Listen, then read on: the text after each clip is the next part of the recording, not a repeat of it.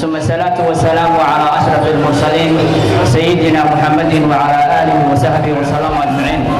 دمان متشرفتا قيبه كلا دوان iyo ardayda imaamka ugu sareeya iskuulka gode iyo qaybtiisa barefadka waxaan ku salaamayaa salaanta islaamka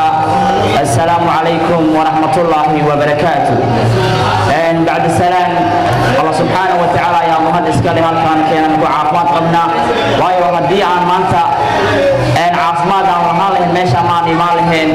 سو مهد ووريس وحاسكال الله سبحانه وتعالى مهد لواد وحاسكالي سكولكا بريفت كان مانتا هالكان نقول عزومي ناسا نوشا في مانتا runtii waa ku faraxsanahay maadaama maanta xalfadan ay ku saabsan tahay xalfad qalinjibin ah ay ku qalinjibinayaan arday hadda soo baxayaan xalfadaas ay tahay waxay ku qalinjibinayaan caafimaad iyo computer sida boorka ka muuqato oo kale runtii waxay tahay farxad ka mid tahay waxyaalaha ugu muhiimsan qof haddii uu wax bartane sharaf iyo maqaam ay bulshada ku yeelanayaan sida saxda ah aad ogtay maskaxdiina aad ku haysaan maxaa yeelay waxaan xasuustaa macallin maalinkan qalinjibinaa 2015 caafimaad aan ka qalinjibinay iskuulka alacala ayaan shahaado ka qaatay aan xasuustaa marka macallin ayaa marka xalfad intuu ka hadlay ayaa oran aan caadi halka ka jeediyay oran wuxuu yiraahday waxa barashadu muhiim ayay idin tahay oo yiri maxaa yeelay wadanka la yiraahdo Japan wuxuu ka mid yahay wadamada ugu qanisan wadal xaadirkan hadda aan joogno ee qanikan 12ka marka daa bir hore wuxuu ka mid yahay wadamadii la gumeystay oo micnihii lagu garaacay hubkii nuclearka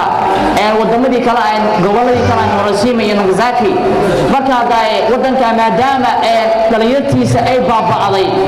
ayaa wadanku wuxuu go'aan ku gaaraaday 100 cunug 100 wiil iyo 100 gabar ayuu Mareykan u tagay wuxuu raday maadaama sanadii gasheen sanadii igu maamudeen waxaan jeclahay boqolkan arday wax ii bara maxaa yeelay waxbarashadu waa very important sameyn wallahi beedii sheeg macallin hadalus waxa ka xasuustaa wuxuu wiilka habeen markuu aqrinayo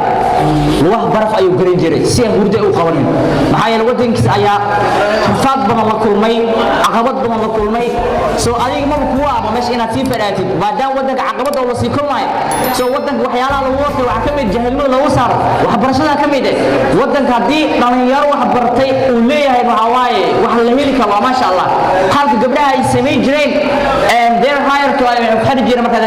xiriga ay ku xiri jireen marka ay geed ay saan ugu soo xiri jireen marka dawaad fahmi kartaa nin book akhrinay hadii cinaad tintiis geed ay xiran tahay kurdu marka soo dhaceysna filay marka macalinkaas arwaaqan ka xasuusta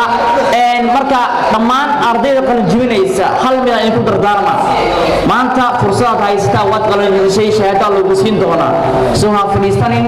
qolkaas aan shahaadadaas kama tarjumaysa